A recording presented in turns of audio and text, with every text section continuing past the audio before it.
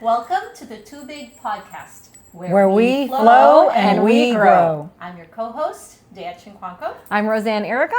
And I am Christy Poisot. So how's everybody doing? Oh my gosh, Yeah. good. It's May. It's soon to be May. Mm-hmm. Yes. We're in April right now. Right, and Yeah. we had a really fantastic adventure Yes. with the three of us. Last weekend we got to be supermodels. That's right. Very cool. Very We got cool. to be supermodels with actual male models. Right. And for I the was Korean, not a model. I was just walking with the clothes. whatever. The camera was totally on y'all, and y'all look amazing. So we'll definitely. Everybody looked amazing. Yeah, it but was yes. it was really a beautiful experience to be able to enjoy that with the Korean Chamber of Commerce. A friend of ours asked they needed help for some runway models, and we were there to answer the call. We kind of just wanted the free meal, but at the end of the day, it was actually legit runway, right? I mean, Yeah, so Walking It with was truly professional. It was wonderful. They had traditional handbox, so it's what you watch in the K-pop drama shows, where it's like the Joseon period, where it's your son was. I know my was- son was like the king that the Nunas wanted to choose him to be the king is right, but He looked very royal. Yes. Well, we showcased Yubi Lee's line, kind of inspired by Secret Guardians, which is a series of her paintings, which she is actually originally more of an artist as a painter, but that inspired the line of clothing, which is a spin-off of the hanbok in a more modernized way. So we were able to showcase the beautiful material and bring life to it on the runway. So What I loved about it is that her art is totally infused, like her story is in her clothing. And so what we did was we were models for her modern hanbok, so that's Korean traditional wear with a really rich history. But she also infused a part of her story. So like she did some schooling in Europe, in London, and so some of that influences in the clothes. You can see a little Bridgerton-esque, and what I love is like she said she's like, I don't make clothes, but I'm a painter. And that turned into these clothing art pieces. So each of them were one of a kind, and I'm sure we'll show some pictures. Yes. And that's a true artist. You can work in any medium, and so who knows what's next for her. So Yeah, it's that's right. But do look for her stuff out in Bori, which is the Bori restaurant in Houston. It'll be up for 3 weeks or so if you want to go check out what that art actually looks like in real life. So Her art is really whimsical and fun and full of life and floral and just great for spring and any time. It's just very uplifting and it really reflects her spirit, doesn't it? yeah.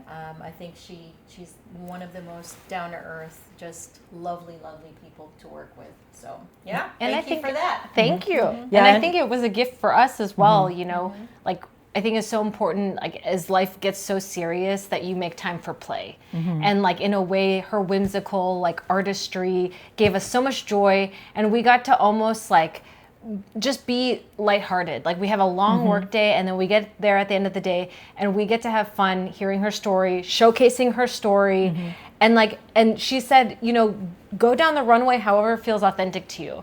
And she's like, if you want to be playful, be playful. If you want to be serious, be serious. And it was It was Yeah. really about just being yourself, and the models. It was such a gift as well because it was such a multicultural representation of just everybody was wearing her creative works, which were modernized handboks that were floral and just really really beautiful, but just all types of cultures in terms of the models that were chosen.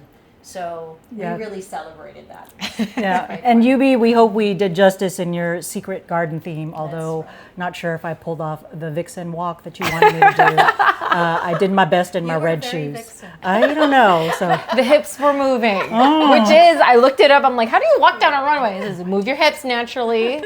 I didn't know what I was doing, but it was a lot of fun. It Thanks. was so fun. Yeah. So fun. And thanks to Vivian, the president of Korean Chamber, for inviting us and having Lisa that Chang, who opportunity. organized Lisa Chang's everything. amazing as Yes. well. So everybody was amazing. So Yeah. awesome. Okay. But hey, that's really going to lead us to what is too big trending. I mean, can K-pop culture and Korean culture? I know we're Filipino.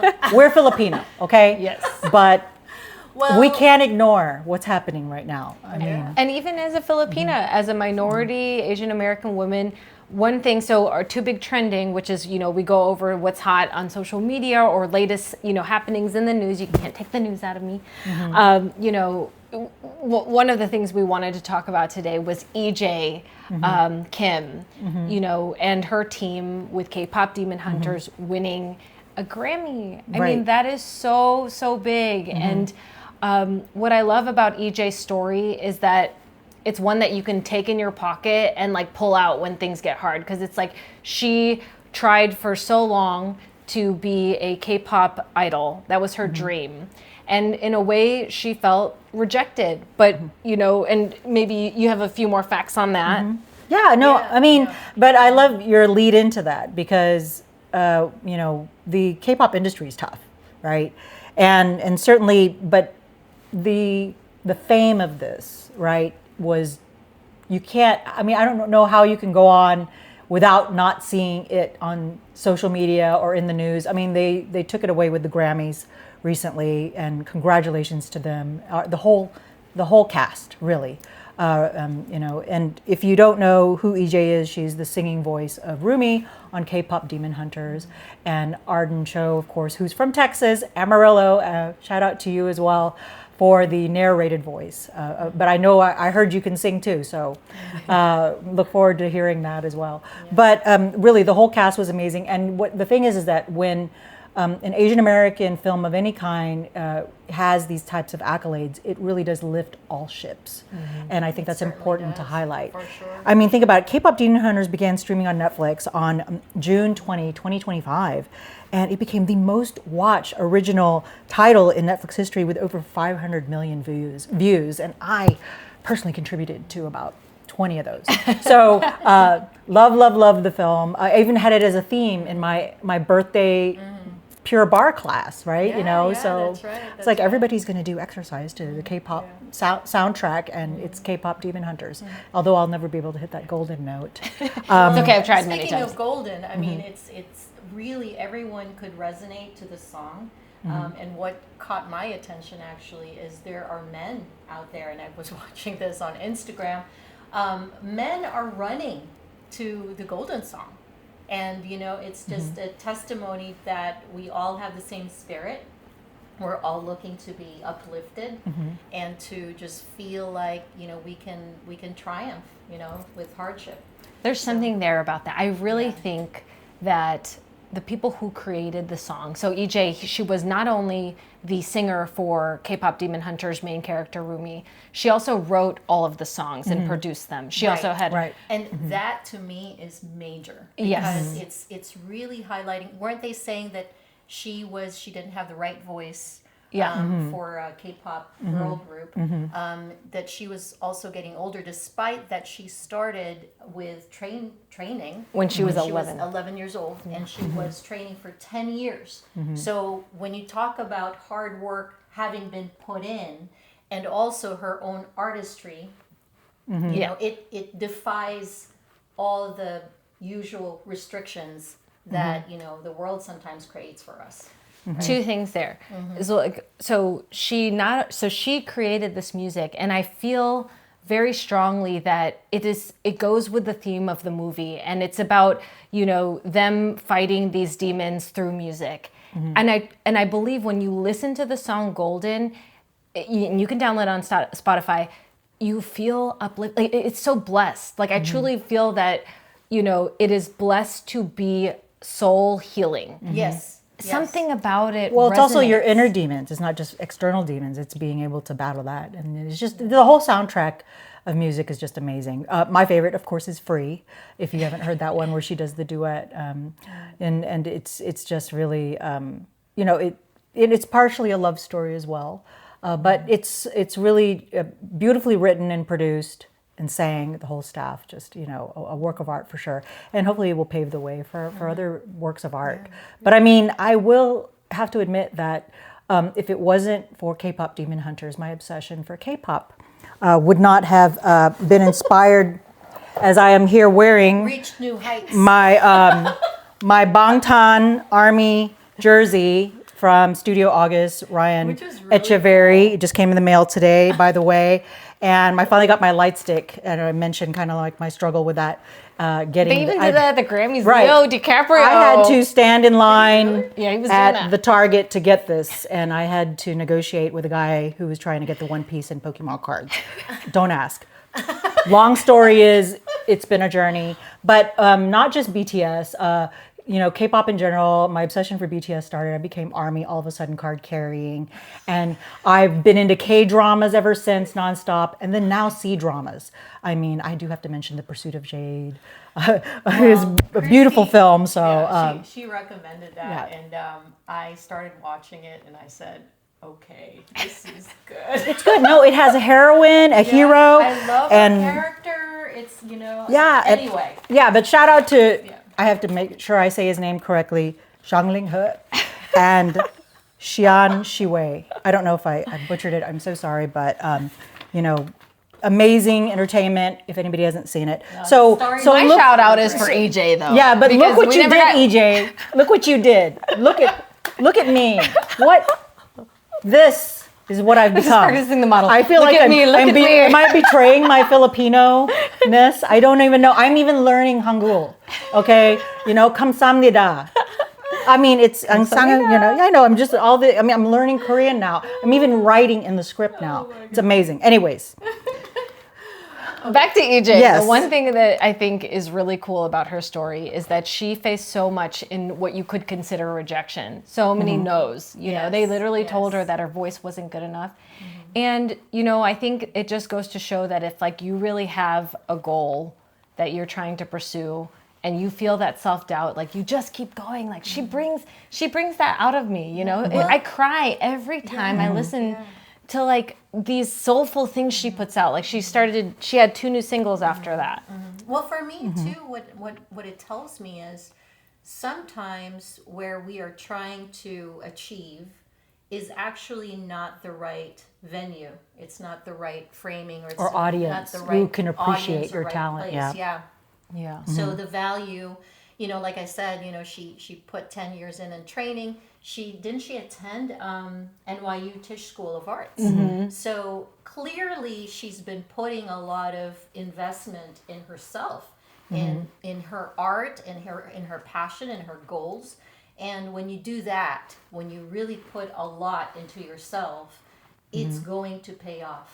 Maybe not in an arena that you initially expected or intended, but I don't think there's ever wasted work, ever. Yeah, but I loved how she pivoted, right? She was like, okay, well, I can't make it as a K-pop singer in Korea, but guess what? I'm going to go try to write. using these Yeah, I'm going to write songs for this cartoon animation, and it doesn't even matter. She was still hustling and still trying to make sure that her talent was out there. And who knew that it was going to be this successful, right? And she was, I think I saw a clip where she talked about she was writing it while she was driving. Yep. So, who knows where inspiration will strike you. Consciousness. Yeah, but how many times have we been inspired in the shower or whatever and we forgot to write something All the down? time. She recorded it. She was in a car or She's something. like, oh, let me just catch that. And I was like, do do do do do Yeah. do do do, and there it is. That's the tune that resonates. you do that well. But it's why does this song resonate so? It's so cool to see it so mainstream, But why? And I really think just the melodies, the words, I think really hit a chord with people in a way that many songs haven't recently. And it's just so soul connecting because it's hardship. It's about you're going up. No matter all of the crap that the world is throwing, we're going up. And I think everybody needs that right now. And it's all ages, Yeah. Every time I say I like K-pop Demon Hunters, everybody's like, oh, so you have kids. Or you like BTS, No, so like you have I said, teenagers. These I was like, grown no. men, I know. not Asian. BTS are They're grown. white men. No, They're let me. running. Okay, to the song, I keep going back to BTS, but let me just say, just because I'm a grown woman, it does not mean I find these young men not attractive. They are, but I love their rise to fame story. I love my husband. Their rise to fame story is truly inspirational, and they're hilarious if you haven't watched their reality shows. The characters they are in real life, it's just really amazing. And then when you actually listen to the music, and I have yet to go to my first concert, which is coming up, and I can't wait. So I'm excited for you. Me too. my This gosh. is really like her journey. I'm a little like, oh my God, what have I gotten myself into? It's gonna be so fun. no, but speaking of struggles, right? We do have to talk a little bit about our theme, which is something that we've struggled with, and that is, of course, overcoming hardship.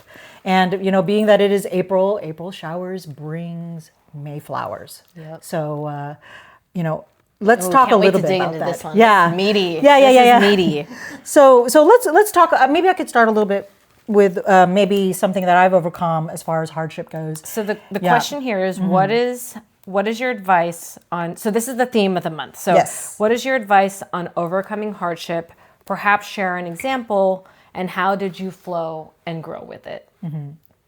Right, and thanks for the prompt there, Ro, because to kind of reset my brain after talking about BTS. I need a minute to Excited. your dog, Butters It's good to be Butters excited. Butters knows it's about to get good. I know Butters can feel. Butters Butters is my dog. Why She's a is my cockapoo. energy doing this? to 3 this? years old. I have this effect on animals, which, by the way, is also That's a good thing. That which means is you're a also good a song person. on the Arirang soundtrack of BTS. Animals. Okay. Anyways, BTS but should pay you. I know. I'm so sorry. Oh, look, I just got a kiss when I said that. Anyways, it's okay, no, it's all good. I know, I love it. No, but one of the things that I struggled with, that I will say is, a lot of times when you become a leader, I guess, at work or whatever, you kind of find ways that that people see that they need that leadership in nonprofits. And why do I say that? Because, well, for me, one of the things I struggled with was the decision to actually volunteer my personal time for different types of nonprofits. And the one that I have, one of the ones I volunteered for started off with a story about my grandfather and the injustice that he had experienced when he survived the Bataan Death March. He never got recognized for his benefits. I wanted to make sure that he was recognized. And then eventually I joined the Filipino Veteran Recognition and Education Project. But, I was a mom. I had babies. And so if you're going to take the time to volunteer, you have to be able to, and you're going to spend your personal time, something bigger has to be your calling for that. And it had to be something beyond, oh, they just need me. They just, need somebody to do the website.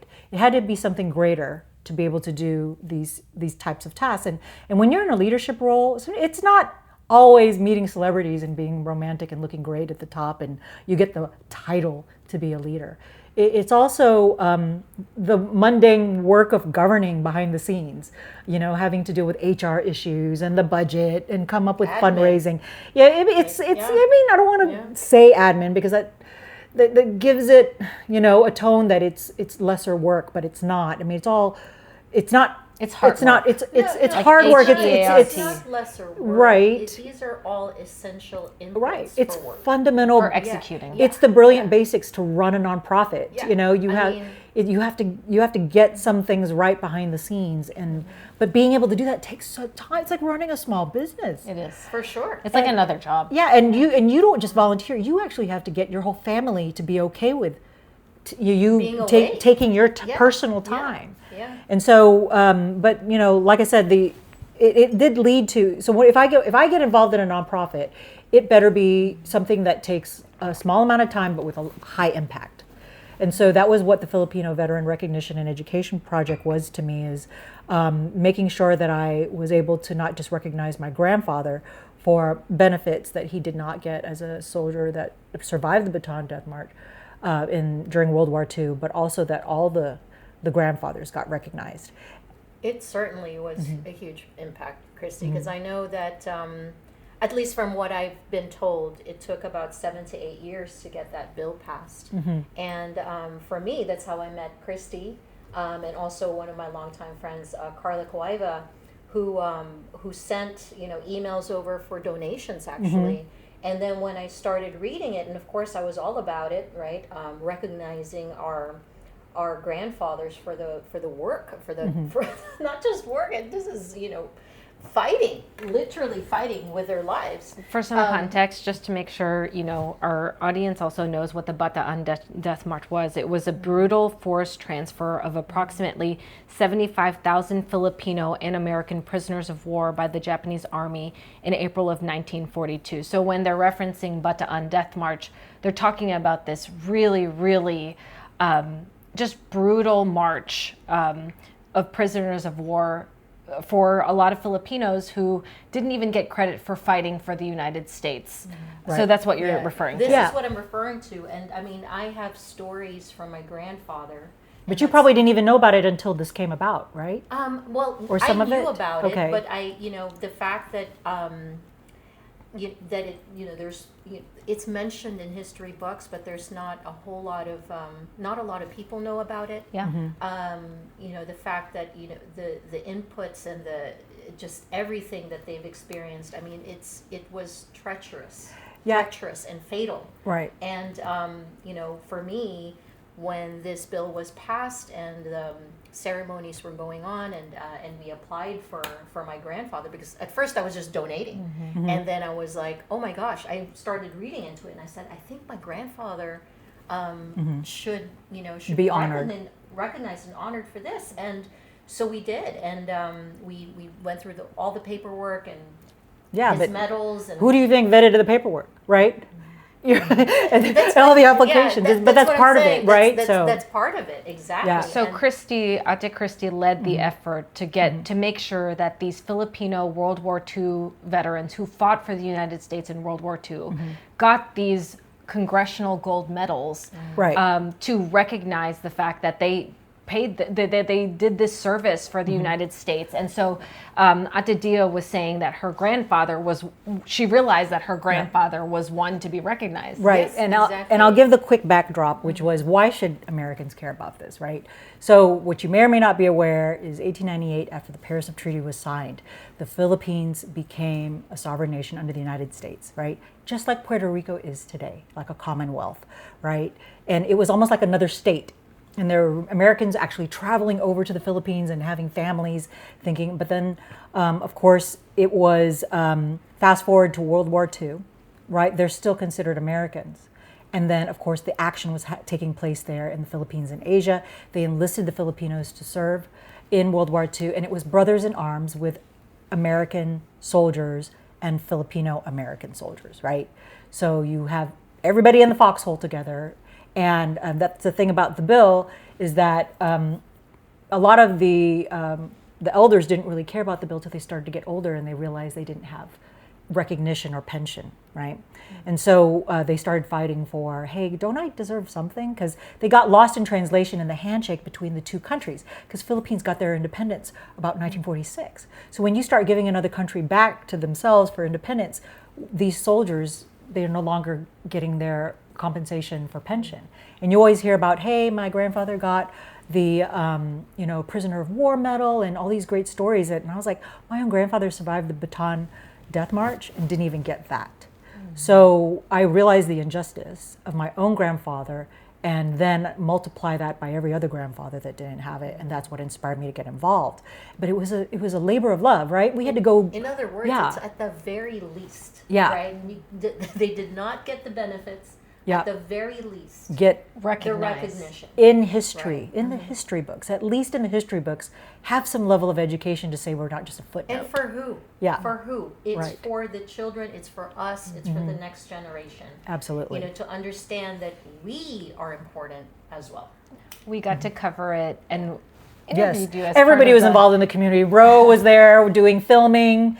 Like Carla got the Lone Star Flight Museum booked for us to do our first medal ceremony in Houston. We've done over 100 ceremonies now, and every year I march in the Bataan Memorial Death March at White Sands Missile Range, New Mexico, alongside others. I don't know, girl. If I can sell it on something called a Death March, maybe it's hard. We are the brown bubble at that. We know about it. Yeah, we show up behind Major General Tony Taguba every year to tell the story and convince people that the flag we're waving is not a Puerto Rican flag, because they really just don't know that Bataan is actually in the Philippines. So anyways, if you do ever get a chance to march that, in solidarity, it's a beautiful time to reflect on your story. When is that usually? Yeah, usually in middle March, obviously. Marching in March. And it's serious, like dehydration. You know, one of our friends who went, It was tough. there was dehydration. Right. But You have to push it's yourself. to embody the actual feelings. As close, I mean, not really the actual. It's such a different environment. You have to but pace yourself, right? It's not for the lighthearted. You can do a civilian march, which is 14 miles, or if you're hardcore, some of the platoons do compete for street cred to win with rucksacks of 30 pounds behind their back throughout there, so they could have bragging rights that their whole platoon made it through. But we, as the Filipino Veteran Recognition Education Project, do it every year, so we could start off with a medal ceremony and then we all march together if we're able, or we just man a table, whatever we could do. It's a lot of storytelling, if you can imagine, and it's beautiful because it's multicultural storytelling throughout. But we're there to kind of make sure they know that we were there, or we are here because you were there. That's important to kind of help them remember where that point in history. And it seems to get diluted in the history books, having born in Houston, Texas, and taking Texas history. Yeah, there was maybe one paragraph, right? Yeah, exactly. You read one paragraph and it's just like, it's kind of just a mention, right? Yep. And certainly this was a lived experience for those who survived. But But that was intense. That was intense. It's intense. It's things intense. that I've struggled with. It's heavy. You know, like when we interviewed these, families, you could see how much this meant, and that was my favorite part of covering the story and putting it on mainstream, was that people could see these Filipino families and just how much it meant to them. And it was so many people in our community, like your grandfather, your grandfather. And I got to know our community for the first time. Yeah. But a lot of what I loved seeing is the little kids interviewing their grandparents. Yes. So even to this day, being involved in nonprofit, and like I said, I get involved if I want to do things that create artifacts that will be around long after I'm gone. Yeah. So then I even wrote the book about the Filipinos in Houston, which, by the way, the kids are referencing that, all Asians, because there's no other history books about Filipinos in Texas, or Asians in Texas for that matter.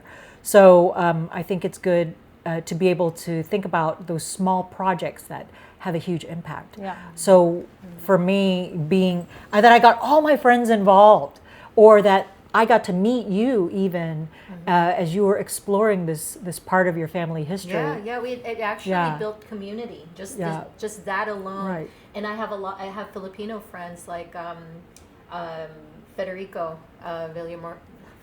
Villamayor. Sorry, Federico. But basically, you show up there and you see our community here now, and you're like, oh, your grandfather, And I can't just mail you a Congressional Gold Medal in the mail. We have to have a congressional representative and a high-ranking military representative present the medal in to your families, so that the community will bear witness. And there's also a protocol for a specific recipient or recipients to these medals, because my grandfather, of course, had already passed away. In fact, I think he was turning, if he were alive, he would have been turning 100 by the time this medal was presented. So you know what I mean? Yeah. It's like we literally wouldn't be around if they had not survived it. Yeah, you know? Exactly. If I look back, literally, my dad would never have been born if he had not survived. It's just such amazing stories and I take for granted sometimes how that story brings so many people together. Yeah. And even people who might not have been on that side of, fighting with the Americans. That even ignites interesting narratives with other people in our community, right? For sure. There's many stories, many sides, many hues, many facets to things that happen in the world, and the perspectives that exist, especially in a really trying time like that.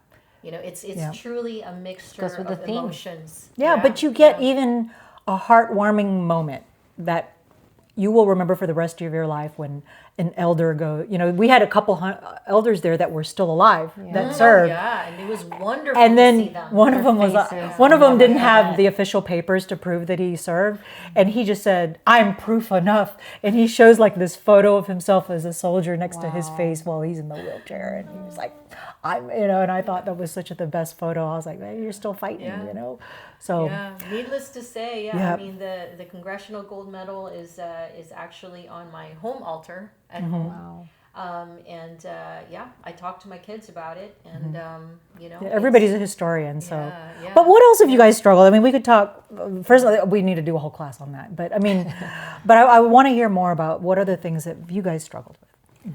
You know, so for me, it's about being always placed with a challenge that requires you to rise.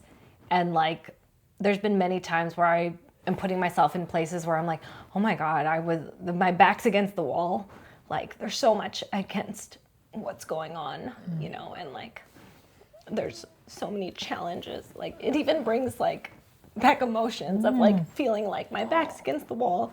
Like, you know, things like covering things like Hurricane Harvey. It's like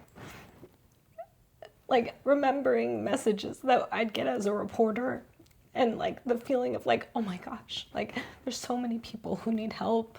How am I going to help them? You know? And gosh, like my body remembers it because I don't know why I'm crying right now, other than But you were like boots on the ground, literally in the flood. Yeah. Like so a lot of people remember that about, you know, if you think about, well, and you know, what concerned me too is that as a reporter, there were a number of times, because we share stories, but there were a number of times where you were truly, you know, compromised and in danger. Yeah. I mean, I remember sending you some text messages and going, yeah. leave right now, you're done. Like, yeah, but you go know, home.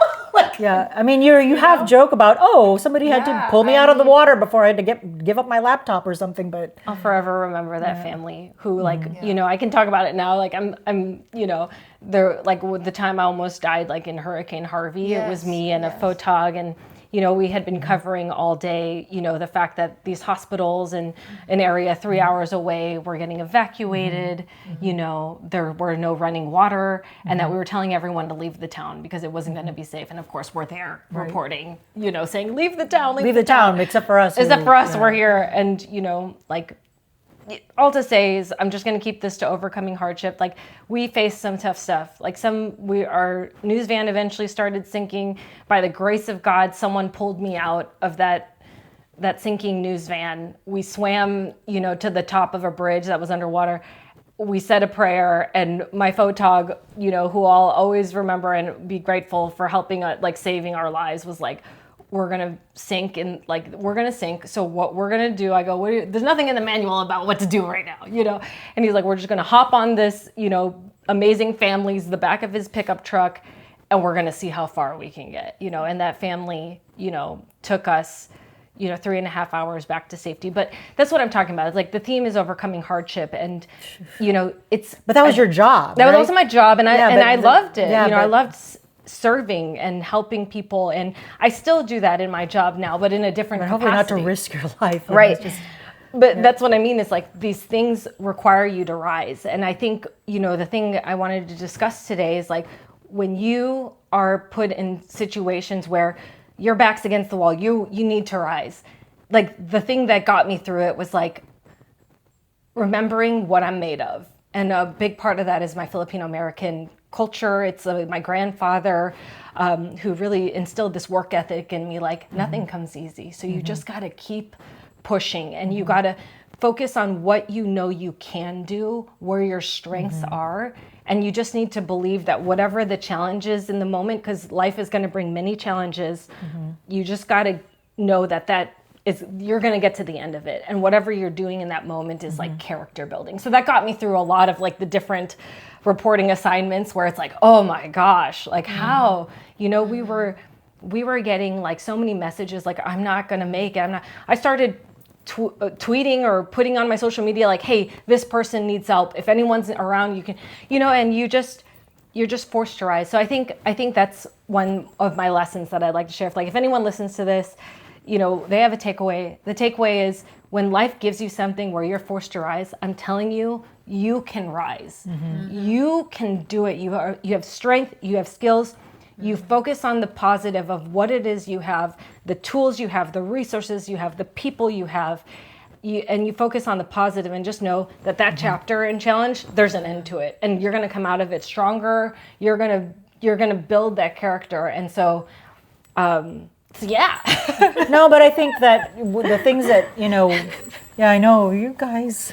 My body remembers. Yeah, I know, you're feeling. I was like time traveled back to the hurricane. I'm like thinking, where was I during that hurricane? But then, you know what? Every time you tell that story, there's another. And I don't tell it a lot. I know, but like, you guys are the only ones. I don't think I've ever publicly told that story. Yeah, but every time you, even now, you've revealed just a little bit more than I remembered when you first told it. You sort of brushed over a whole 2 years. Yeah, but the fact that you guys kind of had to go underwater a little bit and all that—that's he pulled me out. He pulled me out. I mean, that's the first time I'm hearing that it was that bad. I'm sitting here thinking the water's rising. You actually were in the water. No, the water pushed me back into the car, into the news van. Because there was a gravitational pull from the van. And I had wanted to grab my laptop because I'm like, I gotta keep doing this work. It's not worth it. Because you were focused on.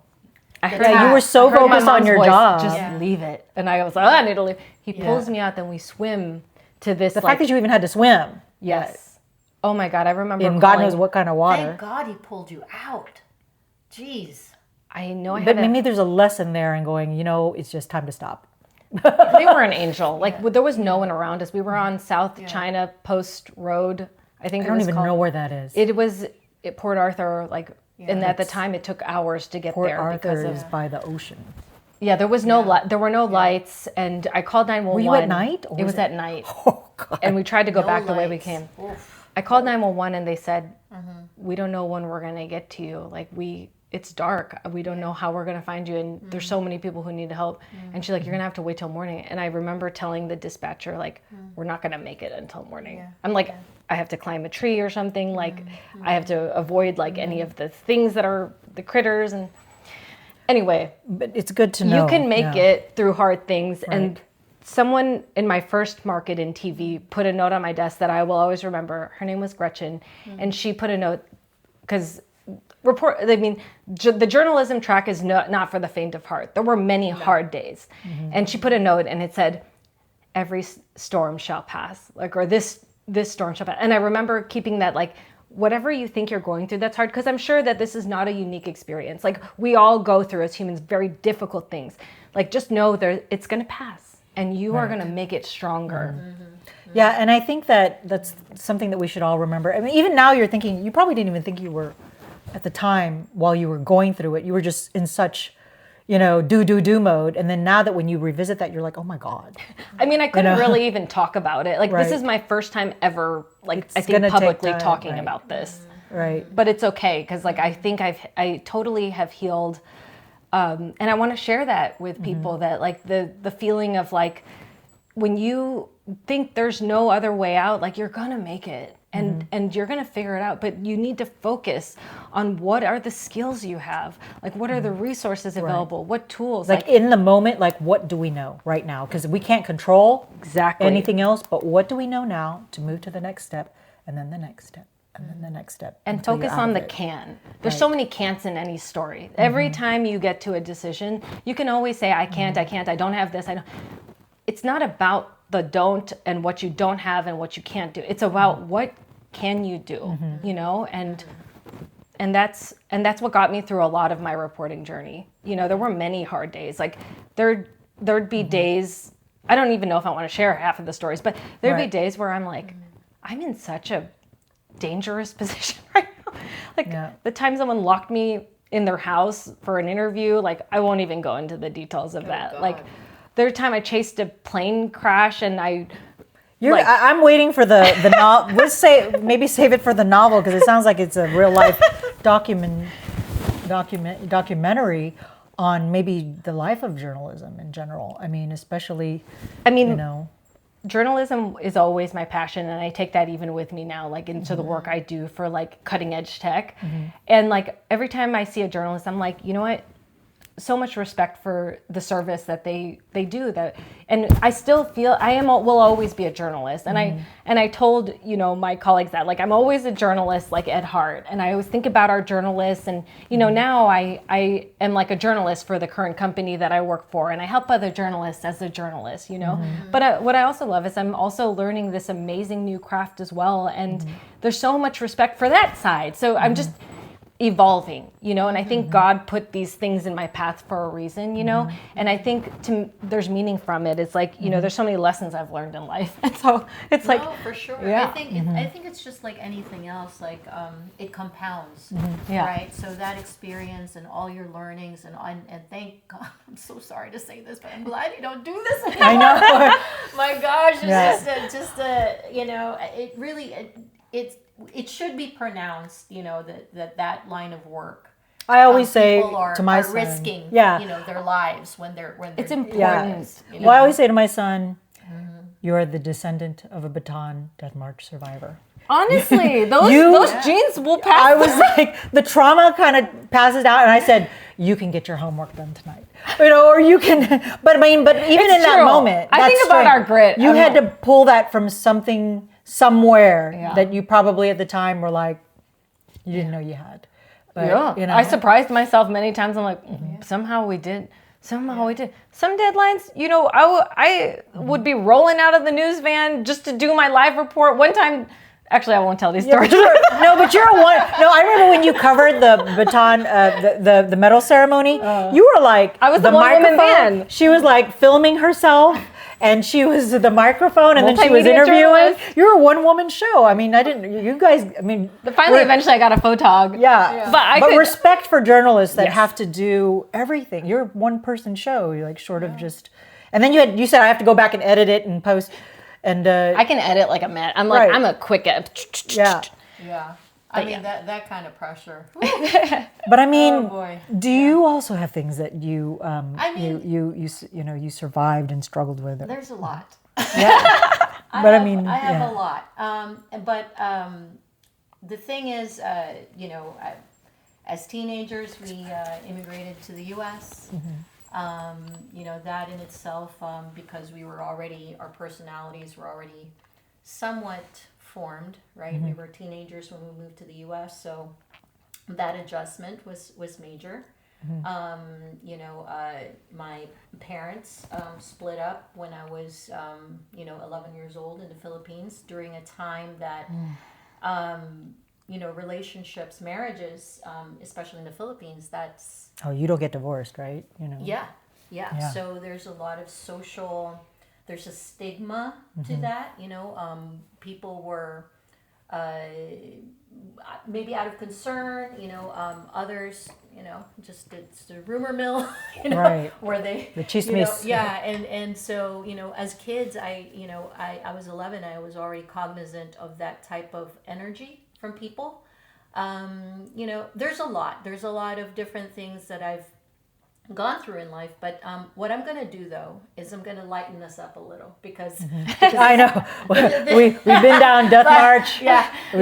Like Hurricane. Lots of heavy. Yeah. So what I will focus on out of a lot of things, and please, like we could, there's a lot. I of love things it. that Bring we it. can share. Yeah. But when as a performer, this was a season in my life where that's why EJ it resonates so closely, right? Yeah. Is that we were writing our own music. We never thought that we would make it. We were a mostly Asian band in the 2000s or 2000. Yeah, was when we started working on the album that we put together. But I wanted to talk a little bit about when we landed our tour with Sade. And the band's name is 2001. Phuz is the name of the band, Phuz. And the album was Water. That's the Ironically. Wow. Yeah. Right? That's right. That's You Emma's come full favorite song, circle. too. I know, Because full circle. First- Too big means water Yeah. in Filipino Tagalog. translation. Yeah. Yeah. So, yeah. What I wanted to, so Water for one in terms of the writing, because I'm the main lyricist of the band. We collaborate on the music and the production and all that stuff. The melodies I usually start with. Sometimes the band will come up with something and they'll have me listen to it and I work with it. But that's a whole other conversation on creativity. Wow, that's But, like your calling, I think. It's fun. It's like your Please look it poetry up. It's and so your- amazing. And your storytelling, Right? both of you. Well, yeah. But what I Singing wanted is to a form say- of storytelling. For sure. It And is. but the funny part is the fact that our very first show with Sade was at the Cynthia Woods Neutral Pavilion. That's amazing. And by the way, as a little girl, I was in my living room watching VHS tapes of Sade in the Philippines. You were manifesting I wasn't, you know what my dream was when I was in Manila watching Sade's VHS tapes of her concerts? I just wanted to be in a live concert, watching her, not performing with the entire tour. Right, you didn't know you would actually be opening for her one day. We didn't do the entire tour. We did 11 shows. But anyway, but what I wanted to focus on in terms of Hardship was, the self-doubt. The self-doubt and just overwhelming sense when you need to step up and perform. And a lot of eyes are on you, and you've never done it before, right? So my first time, our band's first time, I'm in the backstage. Thankfully, we even had a backstage room where you can get ready and, eat and whatever, put your makeup on.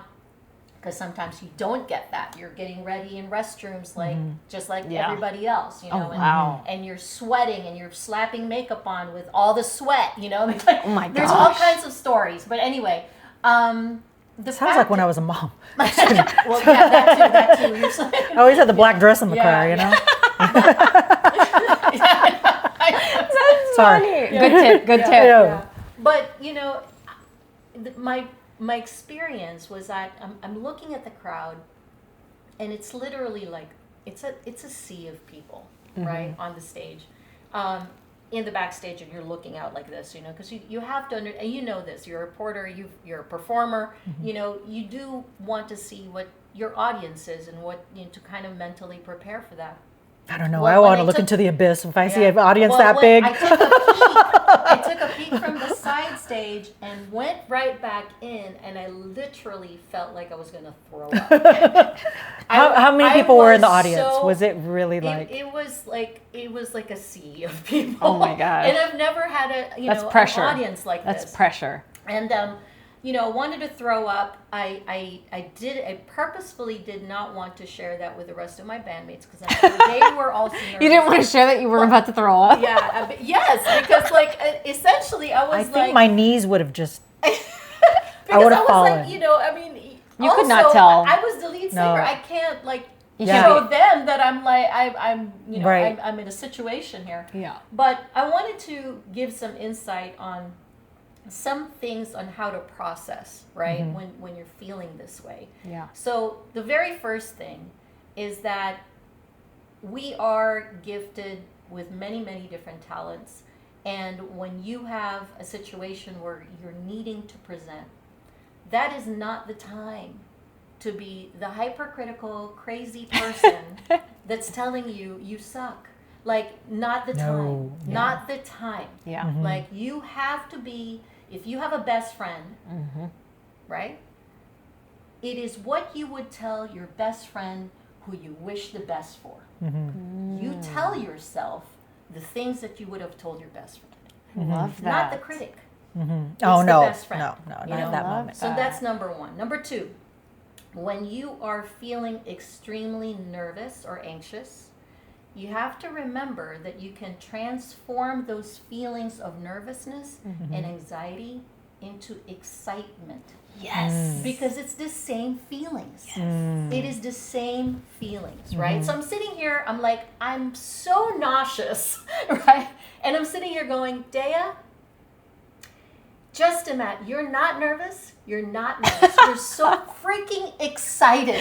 You're so excited, right? Well, if you're going to perform, you got to hype everybody up because they're going to key in on every emotion you have on stage. Exactly. Yeah. So, you have to flip that framing around from high anxiety, high nervousness to excitement.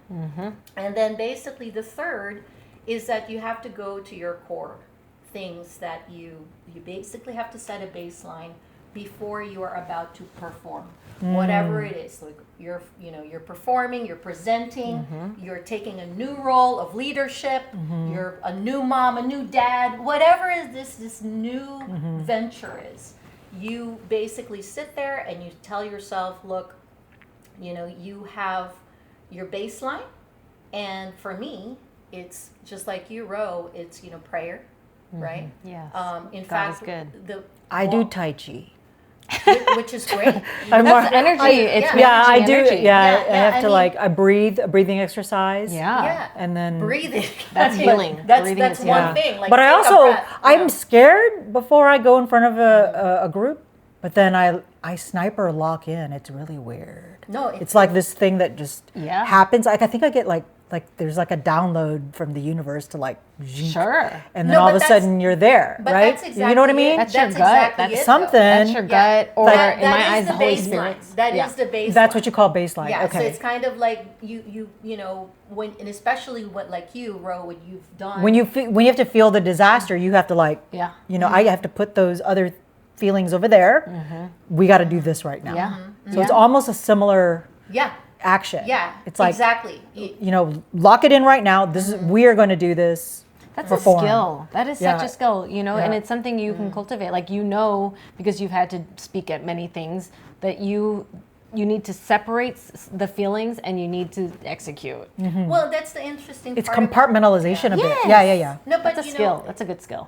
That's true, right? It's task oriented, but at the same time, you can't completely separate the emotion. Well, right? yeah. Because that's where the authenticity and the That's you. true. It's the you that's coming out, and so that's why I'm saying, like, for you figured out your baseline without even really like mechanically thinking about it. Some people, we're all built differently. Some are very like steps oriented. It's interesting you call it Define baseline. baseline. This is so fascinating. I know. I love this. Well, that's what I'm saying. Everybody has a different one, right? Yeah. So in other words, it's whatever takes you to your calmest space. Your zone. Oh, that's baseline. Got it. Yeah. Got it. Zone So to your calmest to space, move to the next probably well, thing that needs to happen, or just because you need to be solid. It's your center. This you is your need center. you need a solid foundation before you can build up to the next. Exactly, and get into task or whatever, and whatever else is going on, right? And however So- you get there could be a totally different journey. Like my husband's my parents, my second parents, my husband's mom and dad, they meditate, and I feel like that could totally help with this. Yes, exactly. So for me, it was prayer. I also used to bring around, and people didn't know this, but the band knew this. I would bring an anthology, like a little booklet of X-Men comic books. What? Yeah. My two things that would calm me down was a booklet of X-Men comic books Really? and the Bible. Reading it or just having it, touching it? No, both. They're on the what side did you stage do? with me. Just knowing it's Yeah, there? so I have like a stool, right? I'm on the side Okay, stage. all right. Okay, I'm trying to follow you And now. I'm like, I feel like throwing up, and I'm like, I can't throw up. I'm a Well, maybe it singer. reminds you of who you are. You know? Maybe they're just like artifacts that remind you of who you are, ground you. This is what I'm saying. I can't throw up. I'm a singer. That's the quote of the podcast. I'm like, what is mine? What would I bring? Do you have like a token, like a token of some kind of totem, maybe that'll? Whatever it is, because we're all different. Mine's right? Saint Benedict's medal. Yes, The one that you yeah, showed me. yeah. I don't know I have if that I with have me. an actual physical exactly. thing. So something that just kind of brings you to your center and reminds you that it's all going to be good. Because in the first place, you would not be in that position of high pressure, high performance, high delivery if you didn't already earn the place to do that. And secondly, like, I love this. You know what I mean? love Even if it. it's your first time, especially when it's your first time. Yeah. The reason why you're there is because you've already put a lot of work, Yeah. a lot of agreed. Okay. of care and energy and whatever it is into yourself. And so you're just getting to the next step. That's the next step. See, and I think I know exactly what you're saying. I realized when I was on stage, for the first few times that they asked you to be on there for a reason, because you're the only person who's an expert at that thing that only you can deliver in that way. And you have to like own it, right? Precisely. Get over your imposter syndrome for a second. Yeah. Which is real, by the way. Yes. Oh, it's so real. Yeah, It's if so you real. can just get over yourself for a second and say, hey, you know what? You're the reason. They want to hear you talk. And once you get over that whole I can't do it, and sort of like that, how kind of helps lock in, I think, for you to like really celebrate that this is who I am. I'm good at this, Yeah. right? Or I experienced that when I was speaking to a room full of consultants who were mostly all male, and the only female in the audience was the admin, and it was about over 200 people, and it was but I had to like go. None of y'all know this better than I do, so I'm going to tell you exactly how we did this one thing in implementation, and they were taking notes. But I don't think about it. Initially, I was scared as hell because I was like, I gotta, you start psyching yourself. You psych yourself It's out. natural to be scared. But then when I realized that they don't know, that's why they want to know, and I'm the only person who knows, and I think that's a little bit part of what you're trying to say. But I had to psych myself out a little bit to kind of go, you know what? You do have They to don't psych know yourself what. up. Yeah, You do. yeah. And or puff. You're like kind of like, hey, build that confidence of going. You know what? I'm here because you think I'm the expert, and I think I'm the expert because I know I'm the expert. So that's literally what I'm going through in my mind. and on the flip side, let's say it doesn't go well, right? It doesn't go well. But they don't know. That's one. Okay. And then two, right? Two, if It's like the swan effect. I look beautiful on top. I was freaking out on the bottom. You don't know. And the other part is that this. people in general are I'd like to believe that people in general are pretty generous, and there are I agree. not people generous want, people. Yeah. There are people that are not generous. But here's my thing on that. That's on them. Well, you're not on That is stage. on them. I was like, you go on Right. stage next time. Exactly. Right? Exactly. You do this then. You talk about You open this for then, Sade. right? Oh my gosh. Were you asked to open for? Sorry, I'm just like a little look so starstruck. cool. I'm so starstruck. I was like heart eyes looking I at it, know, like that's you doing your right. thing. You were on fire. But going back to what you were saying, Ro, about like compounding effects. You both get on fire, and I know because your eyes are locked in, and there's like flames in your eyes, We're and you're like like, possessed somehow. Like, we're overcome It's by so some kind of inspiring. I love spirit. it. Yeah. You too, honey. for all of Yeah. us, right? Right. And it's when and you're the in your thing is- element, nothing can stop zone. you. Yeah. You just feel so like authentically you, and you're just flowing. Well, and Oh, Too big. but did I tell you how Dea choreographed us on a stage at what was it? No, at Levy Park. yeah. Levy Park. You guys were great. No, She was organizing an event that she had is a lot of missing her different calling performances. as a director, honestly, on stage. Because I don't know why I wrote this poem and had singing in it. I don't sing. And she did. it sounded like a Disney. I don't know why this poem that I vomited out apparently had the first few parts of it sounding like a Disney song. And you had to sing it. That first part. Well, I don't even remember how it went. But I was like, No, but you were I was great. like, why does it You sound and like a Disney Rhea song? and Donnie But I were- was terrified. I was terrified. But you were like, no, you need to sing it like this, and you were just like orchestrating us. And he was on drums, and we were like, okay. And then I was like, why are you not getting paid for this? You should be paid for this. I was not. You that were. That was nonprofit work. I know. Circling back to the very Circling beginning. back to what have we Which is- struggled with? You said nonprofit Yes, work. yes. It's the purpose. And for Right. me, my purpose at the time was to showcase Filipino, Asian American artists out there Mm-hmm. because, it was underrepresented at the time. Yes. So, yeah. So I love it. I love it. So It was amazing. So, what else are we going to showcase? I mean, this is our third episode, and maybe we need to kind of let everyone know that we are on social media. We have right. a YouTube page, and actually, a lot of you have discovered us, so thank you very much for that. Tubig Podcast. Yeah, Tubig Podcast, Tubig Podcast, no space. You could just search on that. You'll find us on Instagram, Facebook, and I did create a TikTok page as well. So we're figuring it out, guys. But thank yeah. you so much for tuning in and sharing. And hopefully we start to get some dialogue and start answering back. I just mentioned to the ladies earlier today that somebody was watching us from Germany. I know. So Who knew we thank reached you. them that far? Thank you. Yeah, and speaking of showing the love, who do we want to shout out? I mean, do we want to mention anybody that we want to shout out before we start to close out? Yes, I So, think we all do. So yeah. let me do a shout out now that we talked about the Grammys. I'd like to talk about Coachella and a Filipino girl band. So this Okay. is a See, P-pop. musician. Hello. P-pop Sade. group. She's so beautiful. Still so beautiful. Yeah, but Coachella next. Bring Fuzz back. I'm voting. Bring Fuzz back. Bring Fuzz back. Bring Fuzz back. Bring Fuzz back. Bring Fuzz back. Acoustic maybe. Yes. But anyway, We gotta get you singing on this know. podcast at some I'm point. gonna We play really a clip do. of that soundtrack. Oh yeah, do it. Okay, but Anyways. shout out for Coachella. Thank you for having the first Filipino P-pop band called Yes. Beanie. Thank you. So Beanie was actually featured in Coachella this year. So, here.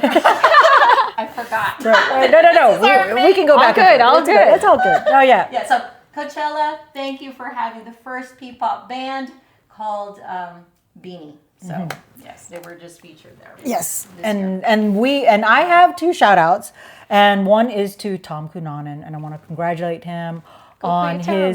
he's in Houston. He actually is an import from Washington D.C. If you're familiar with his Bad Saint restaurant, that was successful there, but then he's come to Texas, and he is at a Heights and Co. company pop-up that's here, and look it up on Instagram. He's out there, and so I've been proud to of his his work. restaurant. It's really great. You should have the duck. It's really good. Details in the comments if you're interested in that. And the second shout out is for Walbert Castillo. He's in Las Vegas. This is a shared shout out. Yes. When his Astoria is featuring in Las Vegas. It's a pop-up on May 22nd. I happen to be in Vegas during the BTS concert, so I will stop in on your pop-up there, and congratulations on that. You will be celebrating. Yes, they are actually the theme celebrating Filipino American history, which is, of course, being a member of the Filipino American National Historical Society Executive Board. I'll look forward to personally congratulating you on hopefully which is going to be a successful pop-up.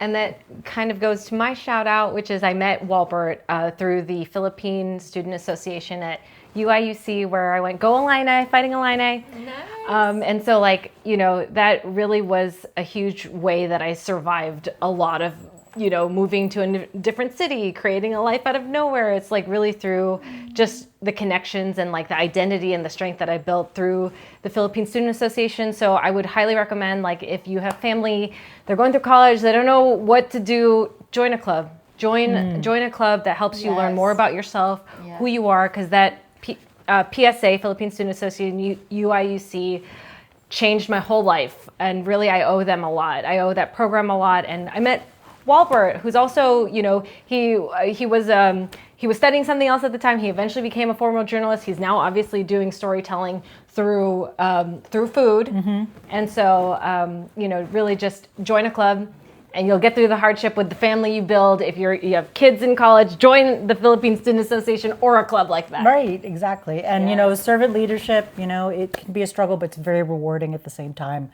in these nonprofits. And, not to, talk about the struggles around it, but in the end of the day, very rewarding work. So on that note, I think we can close out today's podcast. So I want to thank you all for joining us this evening, or it's evening here at least. And we'll see you guys next time. Take care. Bye-bye.